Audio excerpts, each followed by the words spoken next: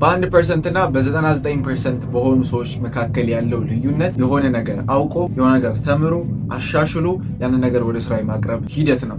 አብዛኛው 99% ውስጥ ያለነው ሰዎች አምና ስክሮል እያደረግን ከሆነ ዘንድሮ ስክሮል እያደረግን ነው። አምና መጥፎ ባህሪ ውስጥ ከሆነ ዘንድሮ መጥፎ ባህሪ ውስጥ ነው። ግን 1% ውስጥ ያሉ ሰዎች ዕለት ዕለት አዳዲስ ነገሮችን ይማራሉ።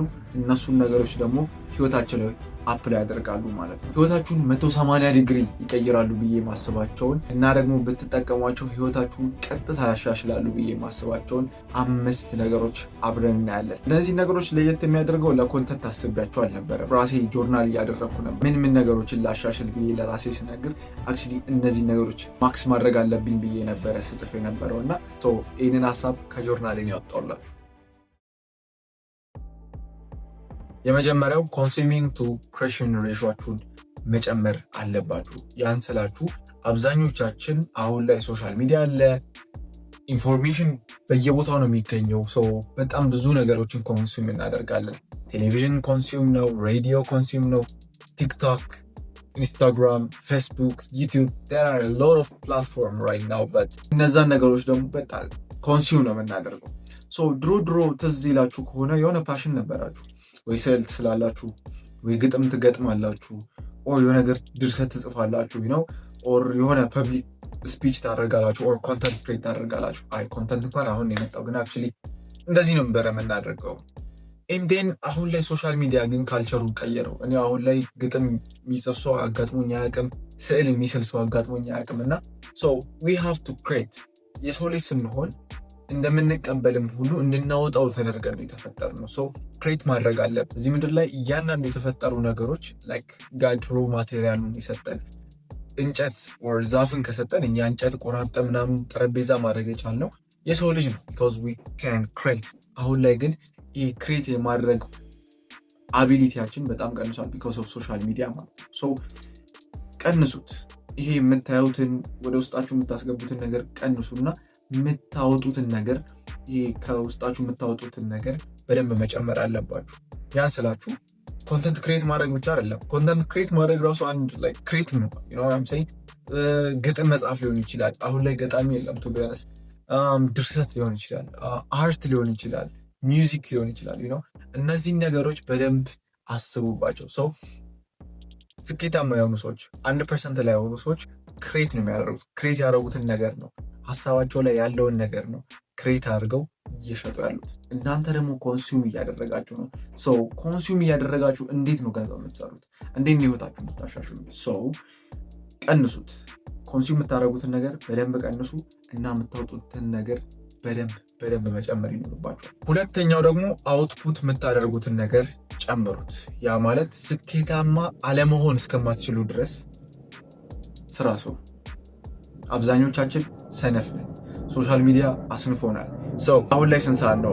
ኦልሞስት 3 ሰዓት ሆኗል። አብዛኛው ኮንተንት የምታየው ከሆነ 3 ሰዓት ላይ ማታ ነው ቀርተው።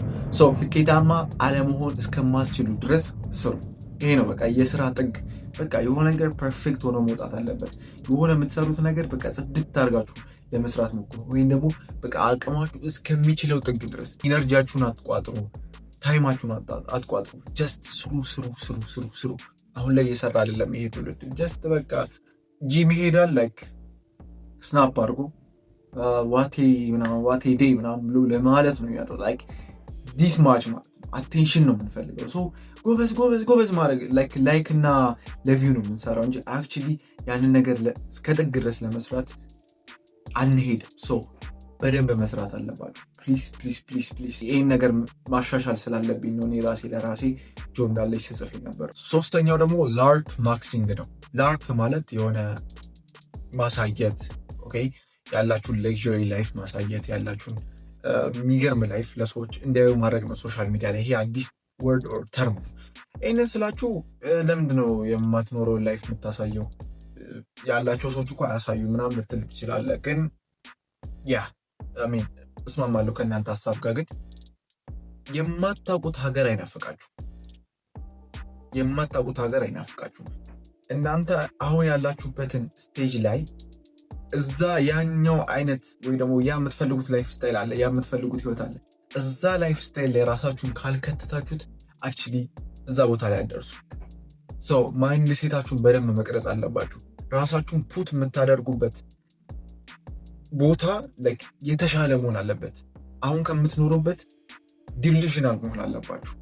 እኔ I have a car right now, I have 2 cars ዲሉዥናል ሆኜ ነው። ኦኬ የምፈልገው ላይፍ እየኖርኩ ነው። አሁን ዲሉዥናል ሆኜ ነው።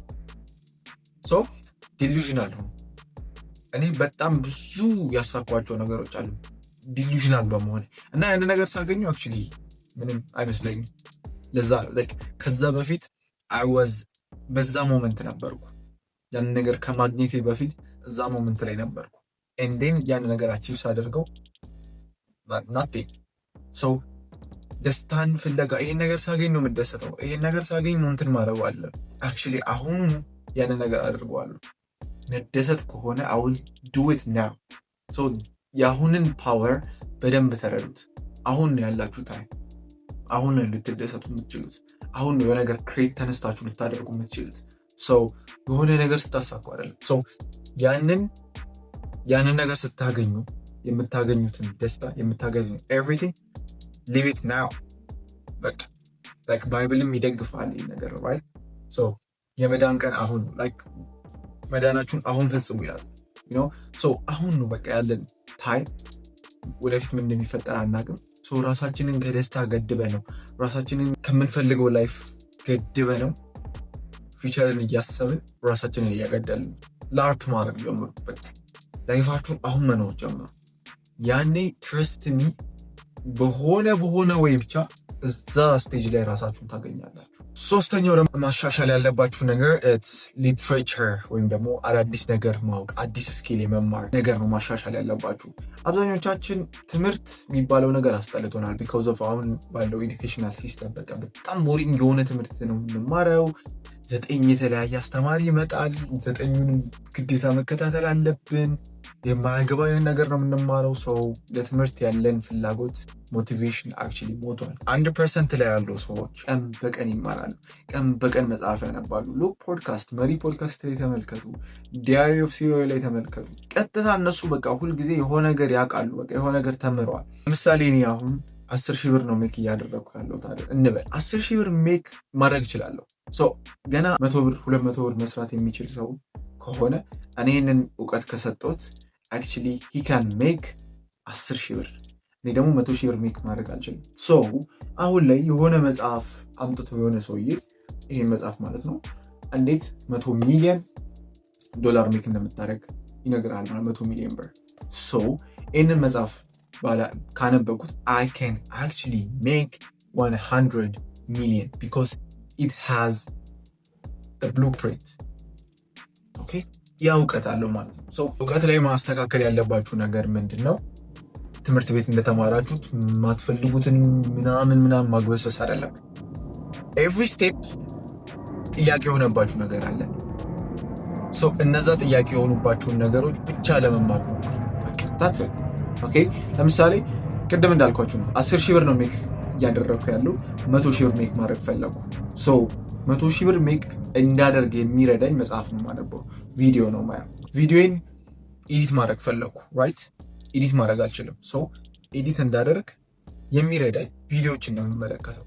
የሆነ ፕሮግራም ሲመጣ እነዛን ነገሮች ለመማር ሞክሩ እንጂ ላይክ ያለ የሌለውን አግበስብሱ ማለት አይደለም። መጽሐፎችንም አንዳንድ ነገሮችንም አዲስ ስኪል መጣ ሲባል አሁን ኤአይ ሆኗል ዘመኑ።